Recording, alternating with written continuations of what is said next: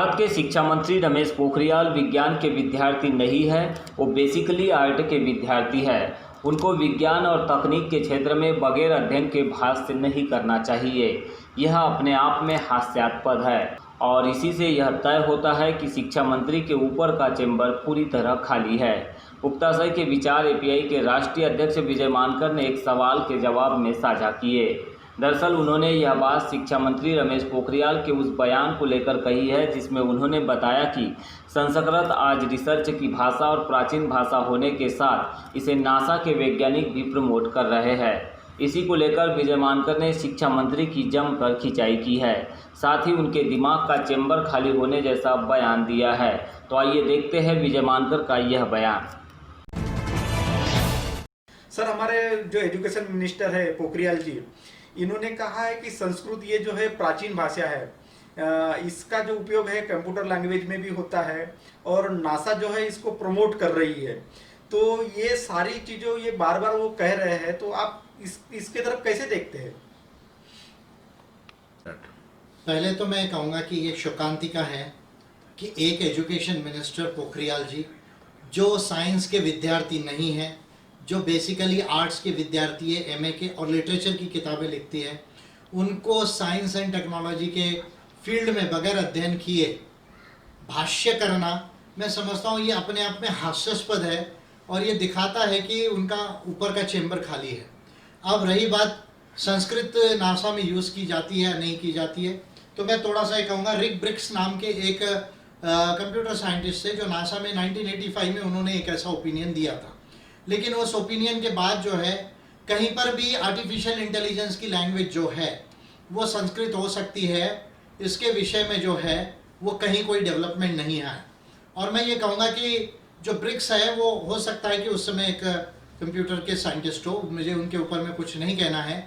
लेकिन जो artificial intelligence में जो प्रोमिनेंट नेम्स है जिन्होंने रिसर्च किया है, मैं 2-3 नाम लूँगा, जैसे मार्क टेकमार्क का मैं नाम लूँगा या स्टुअर्ट रसेल का नाम लूँगा, और मैं स्पेशली कहूँगा प्यूर्टो रिको कॉन्फ्रेंस जो है या ओमेगा प्रोजेक्ट जो है, जो प्रोमेथेस जो पहला आर्टिफिशियल इंटेलिजेंस जो है डेवलप हुआ। और यदि हम देखें कि अभी क्या लैंग्वेजेस को जो है आर्टिफिशियल इंटेलिजेंस की यूज़ किया जा रहा है, तो जैसे मैं कहूँगा फैंटम है या जो है जूलियन है, ये जो लैंग्वेजेस है वो लैंग्वेजेस जो है वो बड़े पैमाने पर जो है वो आर्टिफिशियल इंटेलिजेंस की जो है वो लैंग्वेजेस जो है वो मानी जा रही है। यदि मैं कहूँ कि नासा के अंदर में कौन सी लैंग्वेजेस यूज़ की जाती है, तो हायर ऑर्डर असेंबली जो है वो हायर ऑर्डर असेंबली जो है वो नासा के अंदर में जो है वो लैंग्वेज यूज़ की जाती है। और एस्ट्रोनॉट्स की लैंग्वेज 2 ही होती है स्पेस स्टेशन में, एक होती है इंग्लिश, दूसरी होती है रशियन। तो यदि हम इसको देखें कि जैसे आर्टिफिशियल इंटेलिजेंस की जो लैंग्वेज है वो जो है वो डिफरेंट तरह की लैंग्वेजेस है, जो कोडिंग की लैंग्वेजेस है, जो मैथमेटिकल लैंग्वेजेस है बेसिकली।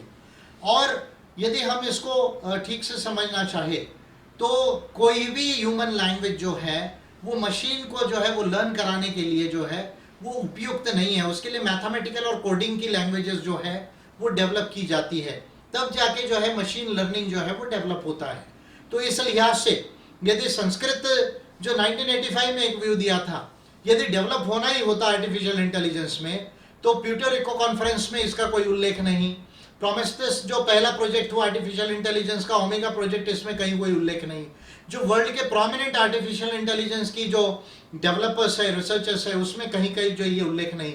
नासा का ऑफिशियल ऐसा कोई पोजीशन नहीं, वो खुद ही जो है एक साइंटिफिक लैंग्वेज को यूज करता है।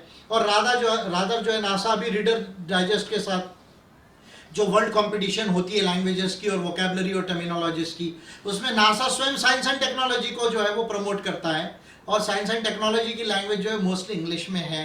तो मैं ये समझता हूँ, और आर्टिफिशियल इंटेलिजेंस का जो लैंग्वेज है वो कल्चरल और जो है वो लिंग्विस्टिक लैंग्वेज ही नहीं है, तो मुझे वो कोडिंग और मैथमेटिकल जो है वो लैंग्वेज होती है। तो इसलिए मैं समझता हूँ कि ये कह देना कि संस्कृत एक बहुत जो है वो अच्छी लैंग्वेज है और साइंस के काम में आ सकती है, नासा भी यूज़ करता है, जर्मनी भी उसको जो है पढ़ा रही है, तो मैं कहना चाहूँगा कि आफ्टर ऑल तो संस्कृत भी इंडो यूरोपियन फैमिली की लैंग्वेज है, इंडिक लैंग्वेज है जो इंडो यूरोपियन लैंग्वेजेस है, और इंग्लिश भी जो है वो इंडो यूरोपियन है, जर्मनिक लैंग्वेज है। तो फिर भाई जर्मनी अगर संस्कृत को कुछ पढ़ा देता है कॉलेजेस में, स्कूल्स में, या as a extra curricular activity में पढ़ा देता है, तो आपको इंग्लिश से इतना जो है वो परहेज क्यों है? मैं संस्कृत के लोगों से पूछना चाहूँगा।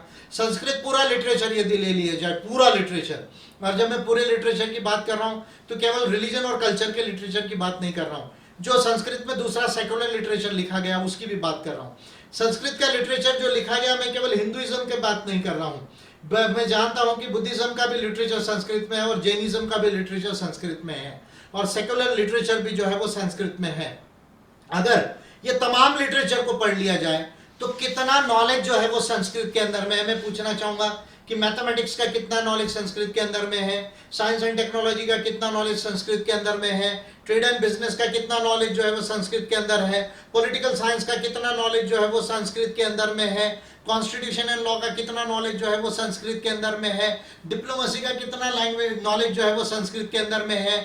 यदि संस्कृत का आज तक का लिटरेचर पूरा देख लिया जाए, जो अभी केवल 16,000 लोग केवल संस्कृत बोलते हैं आज के तारीख में 2011 के सेंसस के हिसाब से, और ट्राइबल लैंग्वेजेस में भीली 90 लाख लोग बोलते हैं, गोंडी 40 लाख बोलते हैं, जो है वो हो और मुंडारी 30 लाख लोग बोलते हैं, तुड़ू जो है वो 18-20 लाख लोग बोलते हैं बेंगलोर और केरला के बॉर्डर के ऊपर में। इस पर मैं पहले भी बोल चुका हूँ।